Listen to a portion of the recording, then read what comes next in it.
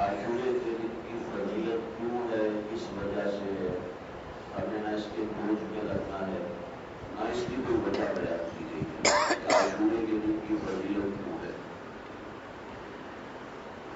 اللہ نے جمعے کے دن کو محترم بنایا ہے، عید کے دن کو محترم بنایا ہے، یا کوئی بھی ایسا مسئلہ ہے اس کی وجوہات میں ہمیں نہیں پڑھنا، لیکن اس کے اندر اور چیزیں ہیں، جیسے عید آ جاتا ہے، حضرت آدم علیہ السلام زمین پر 10 محرم الحرام کو اتارے، حضرت آدم علیہ السلام کی توبہ 10 محرم الحرام کو قبول ہوئی، حضرت ابراہیم علیہ السلام کو آگ سے نجات 10 محرم کو ملی، پھر حضرت نوح علیہ السلام کی کشتی 10 محرم الحرام کو کنارے پر لگی اور اسے طوفان سے نجات ملی۔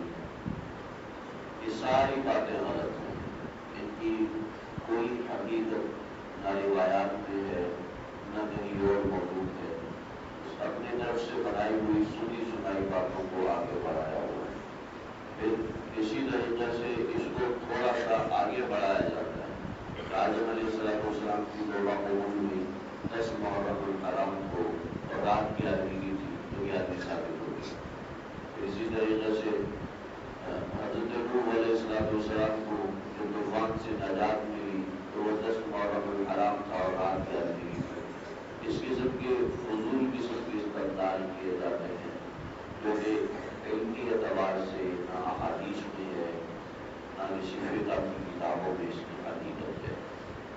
ہاں، عاشورے کا دن پھر بھی محترم ہے، اس کے محترم ہونے کے ساتھ چند چیزیں ہیں کہ دیگر انبیاء پر روزے فرض ہوئے تھے تو کچھ انبیاء پر ایام 20 کے روزے فرض ہوئے تھے، 13 تاریخ، 14 تاریخ اور 15 تاریخ، ان کو ایام 20 کہتے ہیں۔ کچھ انبیاء پر مہینے کی ابتدا کے یکم اور دوسری اور تیسری دن کے روزے فرض ہوئے تھے، کچھ انبیاء پر جمعرات کا روزہ فرض ہوا تھا، اسی طریقے سے کچھ انبیاء پر 10 محرم کا روزہ فرض ہوا تھا۔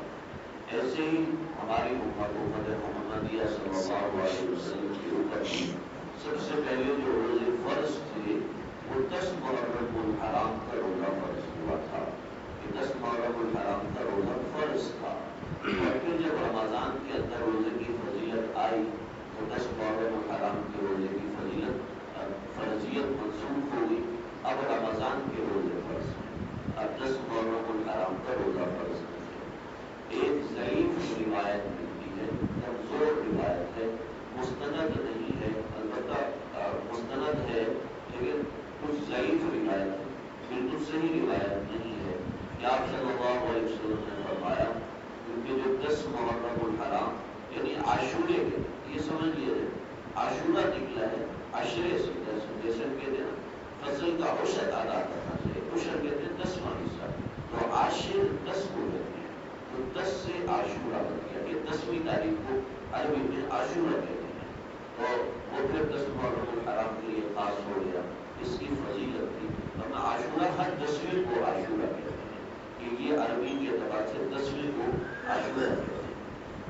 تو ایسے جیسے 20 کو عشرین کہتے ہیں، ایسے 10 کو عاشورہ کہتے ہیں، 30 کو سلاسین کہتے ہیں، 10 کو عاشورہ کہتے ہیں، تو اس کے کوئی وہ پیچھے کوئی اتنی بڑی وجہ نہیں ہے کہ 10 محرم الحرام کو ہی عاشورہ کہا جائے، کیونکہ اس کا استعمال 10 محرم الحرام کو ہو گیا، اس وجہ سے اسی کو عاشورہ کہنے لگے، کسی اور تاریخ کو عاشورہ نہیں کہتے، تو یہ اس کی وجہ ہے۔ آپ صلی اللہ علیہ وسلم نے فرمایا کہ جو 10 محرم الحرام کو اپنے بیوی بچوں پر، اپنے اہل و عیال پر رزق کی وسعت کرے گا، اللہ تعالیٰ پورا برس اس کے رزق میں وسعت فرمائیں گے، یا پورا برس کے الفاظ نہیں آتے کہ اللہ اس کے رزق میں بھی وسعت فرمائیں گے۔ جو 10 محرم الحرام کو اپنے گھر والوں پر، اپنے اہل و عیال پر، اپنے اہل و عیال کا مطلب ہے جو ایک چولہے میں شریک ہیں، جو ایک چولہے میں شریک ہیں، جو ان میں رزق کے اندر وسعت کرے گا، اللہ اس کی رزق میں وسعت فرمائیں گے۔ اب اس کا مطلب یہ ہے کہ اپنے اہل و عیال پر رزق کی وسعت کی جائے، ایسا نہیں ہے کہ حلوہ پکا کر مالیہ میں تقسیم کیا جائے یہ ناجائز ہے، غلط ہے۔ جو حلیم پکا کر تقسیم کی جائے یہ بھی غلط ہے، یہ بھی ایک رسم ہے۔ اور جناب چاول پکا کر تقسیم کیے جائیں، یہ تقسیم کرنے کا معاملہ نہیں ہے۔ حدیث میں جو آیا اپنے گھر کا ہے، لہٰذا اپنے گھر کے باہر نہ نکلا جائے۔ تو اس میں اور دوسری بات یہ کہ یہ وسعت کرنا کوئی فرض واجب نہیں ہے، بس ایک فوقیت اور ایک فضیلت آئی ہے۔ جو آدمی کرے گا تو انشاءاللہ اللہ کرے گا تو اس کی رزق میں وسعت ہوگی، تو اس کو کرنا چاہیے، کچھ نہ کچھ تھوڑا بہت اہتمام کرنا چاہیے۔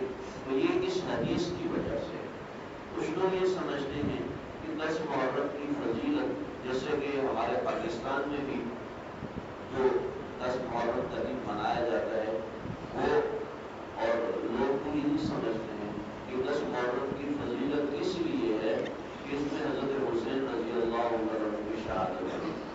ایسی کوئی فضیلت نہیں ہے۔ آپ صلی اللہ علیہ وسلم ہر 10 محرم کا روزہ رکھا کرتے تھے، اور جب آخری مرتبہ رکھا تو فرمایا کہ اگر اگلے سال زندگی نہیں تو میں 9 یا 10 کا روزہ، 9 اور 10 کا روزہ یا 10 اور 11 کا روزہ ملا کے رکھوں گا، تاکہ یہود کے ساتھ مشابہت نہ آئے۔ مجھے تاریخ میں ایک واقعہ پیش آیا ہے کہ حضرت موسیٰ علیہ السلام بنی اسرائیل کو لے کر نکلے اور فرعون نے تعاقب کیا اور فرعون غرق ہو گیا۔ حضرت موسیٰ علیہ السلام زندہ و سلامت بنی اسرائیل کو لے کر دریائے فرات سے پار ہو گئے۔ تو یہ جو دریا گلزم سے پار ہو گئے، یہ جو دن تھا یہ 10 محرم کا تھا۔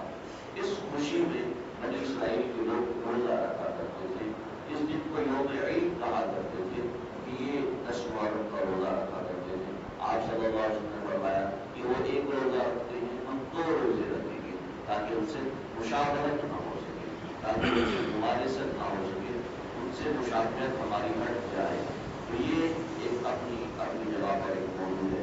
تو یہ 2 روزے رکھنے چاہیے، 9 10 کا یا 10 اور 11 کا ایک روزہ۔ اگر کوئی ایک روزہ بھی رکھ لے تو انشاءاللہ ثواب ہوگا، لیکن آپ صلی اللہ علیہ وسلم کی خوشی اس کے اندر ہے۔ تو یہ حضرت حسین رضی اللہ عنہ کی شہادت تو 60 برس کے بعد ہوئی ہے۔ حضرت حسین رضی اللہ عنہ کی شہادت 60 برس کے بعد ہوئی ہے، تو اس وقت اس دن کی فضیلت کیسے آ گئی؟ ہاں، حضرت حسین رضی اللہ عنہ کی شہادت یہ ان کی ایک فضیلت کا سامان ہے، وہ 10 محرم کو ہوئی تھی۔ لیکن ہمارے یہاں جو پروپیگنڈے کے طور پر یہ چیز پھیلائی جا رہی تو نہیں، اس چیز کو سمجھا جائے کہ یہ وجہ نہیں ہے کہ 10 محرم الحرام حضرت حسین رضی اللہ عنہ کی شہادت ہوئی۔ بہت بڑا صدمہ ہے کہ نبی کریم صلی اللہ علیہ وسلم کے خاندان کے 18 افراد کو ایک جگہ پر شہید کر دیا جائے کہ جن کا خون سارے عالم کے خون سے زیادہ قیمتی ہے، اور ان کو ایک دن میں ایسے بےدردی سے شہید کر دیا جائے اور گورو کفن کی لاشوں کو چھوڑ دیا جائے۔ بہت دردناک واقعہ ہے۔ اس سے بھی دردناک واقعہ موجود ہے تاریخ کے اندر کہ نبی کریم صلی اللہ علیہ وسلم کا انتقال ہوا، یہ اس سے زیادہ دردناک واقعہ ہے کہ آپ صلی اللہ علیہ وسلم کا خون بہا عہد کے اندر، یہ بھی بہت دردناک واقعہ ہے۔ اور بھی دردناک واقعات تاریخ میں موجود ہیں۔ حجر اسود چوری کر لیا گیا اور بدماشی کے ذریعے سے اٹھایا گیا، تو 10 برس تک حجر اسود خانہ کعبہ میں نہیں رہا۔ کیا یہ دردناک واقعہ نہیں ہے؟ 10 برس تک حج نہیں ہو سکا۔ اور اگر ایسے ہی دردناک واقعات کو ہم جمع کرنا شروع کریں تو سال میں کوئی دن بھی نہیں بچے گا جس کے اندر ہم دفتر جا کریں، جس کے اندر ہم خوشی کر سکیں۔ 10 محرم کو شادی کی کرنی، لیکن فلاں سرگرمی کا دن ہے۔ ہمارے سننے میں آیا جو ٹی وی والے بھی موسیقی بند کر دیتے کہ یہ تعزیت کے لیے ہے، موسیقی بند کر دیا۔ موسیقی تو عام دنوں میں بھی ایسے ہی حرام ہے، رمضان میں بھی ایسے ہی حرام ہے جیسی 10 محرم کے دن حرام ہے۔ تو اس چیز کو سمجھا جائے، یہ میں عرض کرنا چاہتا ہوں۔ دوسری بات یہ ہے کہ ہمارے مولانا جمشید صاحب رائے کے بہت بڑے بزرگان دین میں سے تھے، تبلیغی جماعت کی ابتدائی پارٹیوں میں سے تھے۔ آج رات ان کا انتقال ہو گیا، ان کے لیے بھی مغفرت کی دعا فرمائیں۔ یہ بہت بڑے اللہ والے تھے، عجیب و غریب ان کے افکار اور عجیب و غریب ان کے حالات تھے۔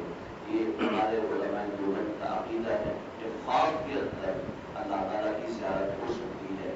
خواب کے اندر آدمی اللہ تعالیٰ کو دیکھ سکتا ہے، حقیقت میں نہیں دیکھ سکتا۔ یہ ہمارا عقیدہ عقیدہ ہے, ہم سب کا اجماعی عقیدہ ہے کہ خواب میں اللہ تعالیٰ کو آدمی دیکھ سکتا ہے. تو یہ ان لوگوں میں سے ہیں جو نجی مجلس میں فرمایا تھا, عام مجلس میں یہ بات نہیں فرمائی, نجی مجلس میں فرمایا تھا کہ میں نے 100 مرتبہ اللہ تعالیٰ کی زیارت کی. اتنے بڑے بزرگ ہوں. فرمایا کہ میں نے ایک بار اللہ سے پوچھا, اے اللہ, دنیا کے اندر اتنے فسادات ہو رہے ہیں, بھائی بھائی کو قتل کر رہا ہے, بھائی بہن کے ساتھ غلط کام میں ملوث ہے, بیٹا ماں کے ساتھ, اللہ قیامت کیوں دیا ہے؟ اللہ نے مجھے جواب دیا کہ اس وقت زمین پر 313 لوگ ایسے موجود ہیں جن کی برکت سے میں قیامت نہیں لاتا ہوں. اللہ وہ کون ہے؟ فرمایا میرے وہ بڑے برگزیدہ اور بڑے نیک اور بڑے قریبی لوگ ہیں, میں ان کا نام ظاہر نہیں کرنا چاہتا میرے سامنے. اللہ میں اس میں شامل ہوں. میں نے پوچھا, یہ بچپن سے لے کر اور ابھی بڑھاپا آ گیا تھا اور چل پھر بھی نہیں سکتے تھے, اتنی بڑی عمر میں سے دین پہ لگے ہوئے, تو میں نے لگے کہ اللہ میں اس میں شامل ہوتا نہیں ہوں, اس میں شامل نہیں. یہ آج سے 8-10 برس پہلے کی بات ہوئی, میں نے آپ حضرات کے سامنے عرض کی. یہ بڑے بزرگ تھے, ان کی یہ سارے ثواب کرنا ہو سکتا ہے ہماری کوشش کا ذریعہ بن جائے. ایسا نہیں کہ ہم یہ سارے ثواب کر کے ان کے اوپر کوئی احسان کریں گے. بعض جنازے ایسے ہوتے ہیں کہ جو جنازہ پڑھنے سے جنازے والے کی کوشش ہو جاتی ہے, اور بعض جنازے ایسے ہوتے ہیں کہ جس کی برکت سے پڑھنے والوں کی کوشش ہو جاتی ہے. تو ہو سکتا ہے کہ کسی سارے ثواب کرنے سے اللہ تعالیٰ ہماری کوشش فرما دے, اس نیت سے کچھ نہ کچھ جو ہو سکے, کم سے کم 3 اور 3 بار, یا سورہ اخلاص 3 بار, یا درود شریف کی کچھ تصویر, یا ذکر کی کوئی تصویر, ان اکابرین کو سارے ثواب کریں. اللہ تعالیٰ قیامت کی ایک نشانی ہے کہ اکابر علماء اٹھتے چلے جائیں گے, پیچھے اندھیرا رہ جائے گا. پیچھے جو کچھ نہیں کہہ سکتے, سب اکابرین ہیں, سب بڑے ہیں, یہ اللہ والے وہ دنیا سے جاتے ہیں, پیچھے اندھیرا ہوتا ہے. ایک انجینئر اور ڈاکٹر جاتا ہے, اس کے پیچھے اس کے شاگرد ہوتے ہیں, لیکن یہ تو ایسا کام ہے کہ جو دل والوں سے ہوتا ہے. یہ ظاہر بات ہے, مولانا جمشید صاحب جیسے